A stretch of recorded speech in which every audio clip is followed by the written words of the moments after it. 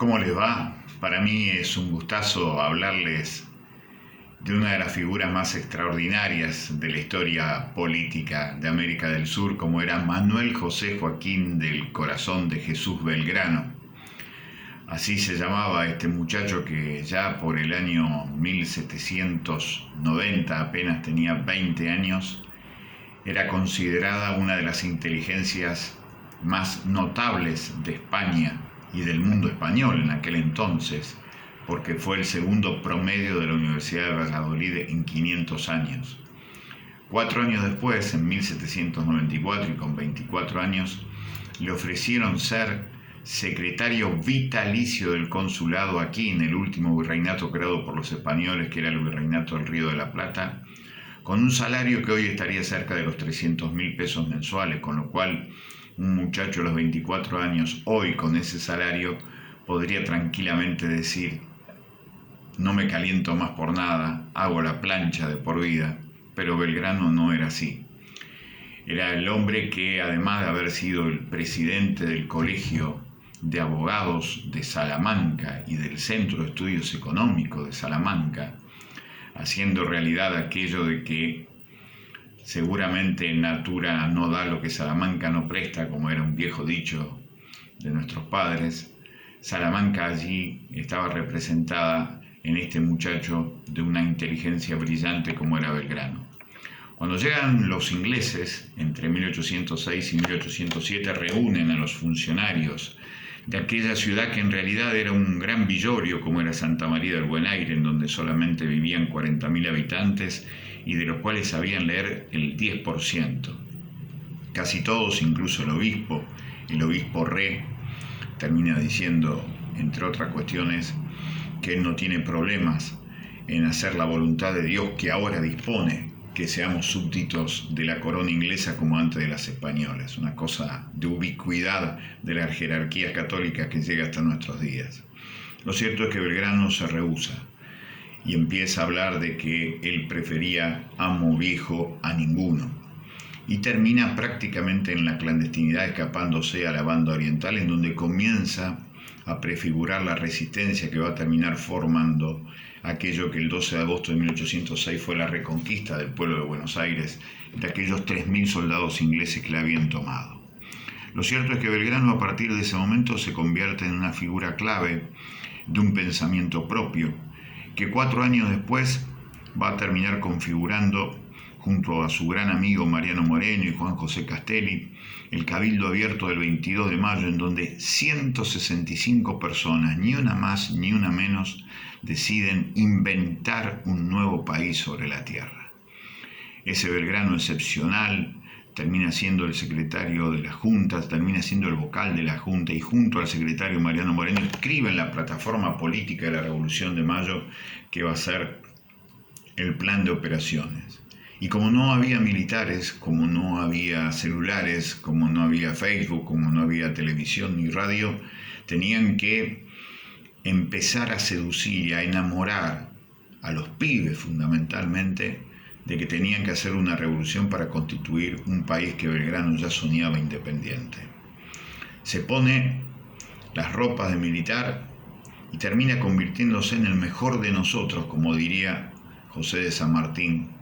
cuando piensa en ese Belgrano militar, del cual tantas veces se apostrofó, especialmente desde la historia oficial escrita por Bartolomé Mitre, que fue el primer gran biógrafo de don Manuel Belgrano, porque justamente a Belgrano se lo destacó en la historia argentina como el abnegado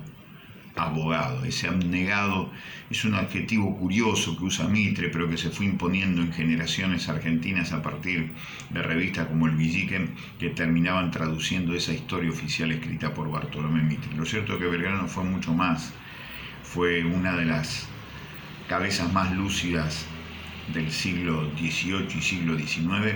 y además terminó siendo el hombre que más peleó por enarbolar en la vida cotidiana del pueblo argentino la bandera de la igualdad. No le interesaba tanto el color de la bandera. De hecho, en noviembre de 1810, cuando funda Curuzucuatiá, lo hace con una bandera de colores azul, roja y amarillo, que tenían que ver con los colores que venían trayendo las distintas partidas militares que comandaba. Y ahí está Belgrano, cruzando incluso el río, en el lomo de un cuero de vaca para intentar llegar, porque no había botes, para tratar de justamente enamorar a los demás de la fantástica frase, de la enorme frase que él había parido, que el objetivo de la revolución era la felicidad del pueblo, simple, directo y para que todas las generaciones lo puedan entender. Es el hombre que el 28 de diciembre de 1810, allí en Misiones, saca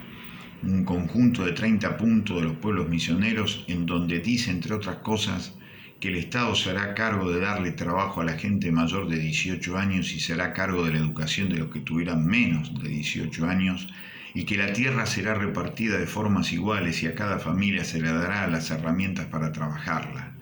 El Estado iba a garantizar la igualdad, que era la gran palabra que enamoró toda la vida a Belgrano. Y el 27 de febrero de 1812, cuando Belgrano enarbola por primera vez la bandera azul y blanca sobre las orillas del Paraná, que habían dibujado una fantástica terraza sobre lo que después iba a ser la ciudad de Rosario, dice y escribe que él tenía que darle algo en qué creer a los 1500 muchachos que lo siguen, que de forma desesperada no entienden bien qué es esto de hacer un nuevo país, qué es esto de la revolución. Y para darle un síntoma de creencia y de esperanza, inventa la bandera. Siempre me pregunto cuánta gente hoy en la Argentina está desesperada y sin esperanza, y posiblemente el símbolo de lo único que nos une hoy sigue siendo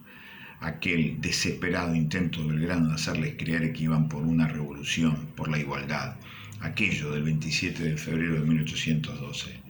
Y cuando crea la bandera, la segunda inteligencia más importante del mundo hispanoamericano del siglo XIX recibe la carta del secretario del primer triunvirato constituido por Paso Zarratea y Chiclana.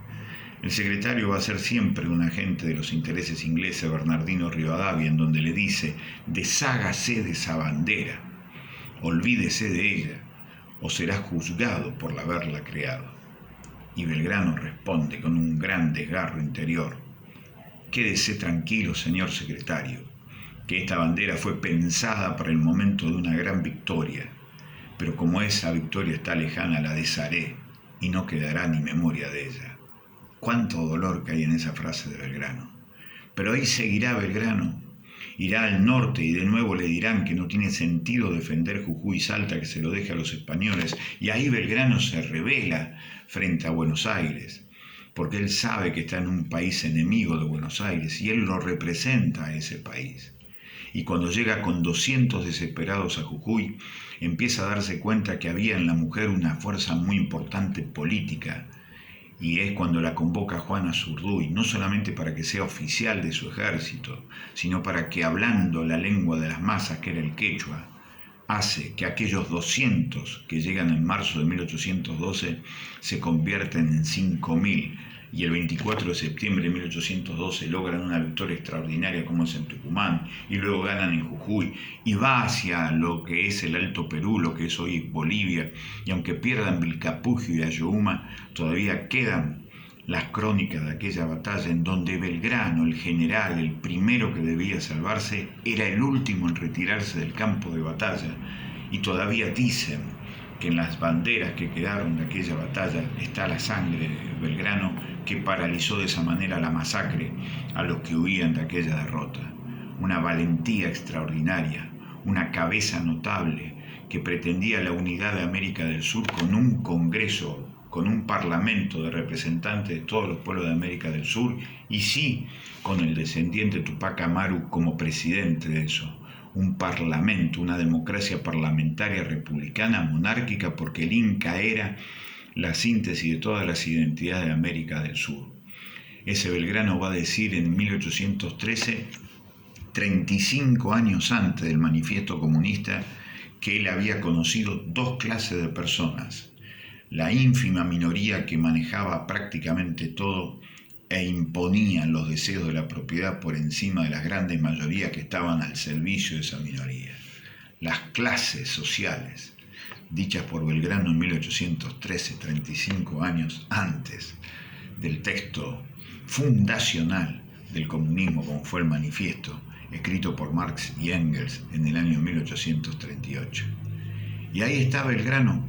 todavía en 1819, soñando con la revolución y con la igualdad, y cuando vuelve a Tucumán, allí donde le dijeron que era el padre de la patria, Belgrano termina diciendo: lo que más me interesa hacer es ser un buen hijo de la patria, porque los verdaderos padres de la patria están ahí atrás. Son los soldados que no saben leer ni escribir, los que no tienen ropa para vestirse, pero sin embargo siguen peleando por una idea de la revolución que ni siquiera los comprende a ellos.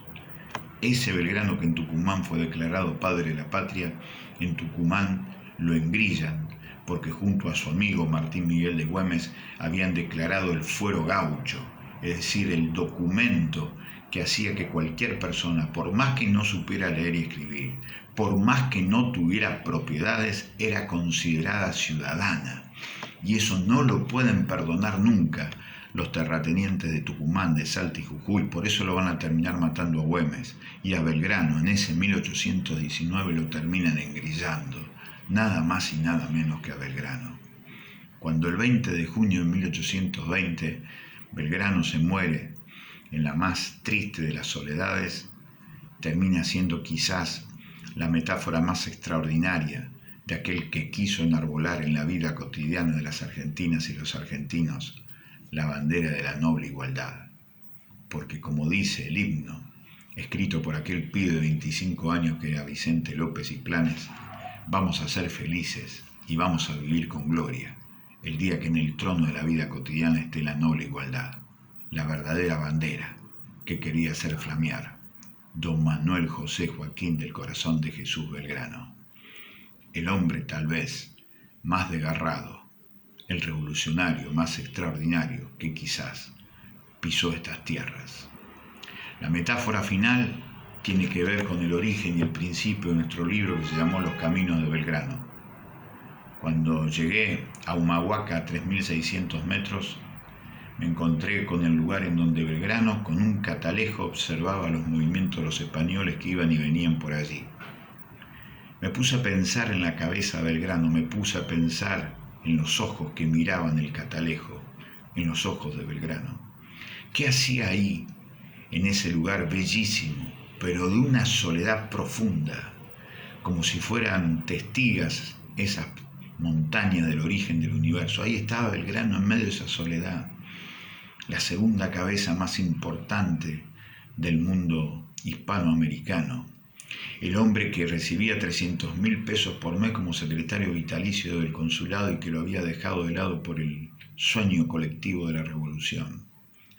el hombre que había sido a los 20 años presidente del Centro de Estudios Económicos y Sociales de Salamanca, presidente del Colegio de Abogados de Salamanca a los 20 años, el hombre que se negó a obedecer a los ingleses, el vocal de la Junta, el que hace que renuncie el virrey Cisneros aquel 22 de mayo de 1810. Ahí estaba Belgrano en esa soledad. Me puse a pensar en la inmensa dimensión del alma de Belgrano. Ahí estaba él. No le interesaba para nada su suerte individual. Le interesaba la suerte colectiva de ese sueño todavía inconcluso de la revolución, de la igualdad y de la independencia. Belgrano sigue vigente, porque está vigente la desigualdad en la Argentina y la necesidad de que alguna buena vez, en el trono de la vida cotidiana, esté flameando la bandera de la igualdad por la cual consumió su vida don Manuel Belgrano. Gracias.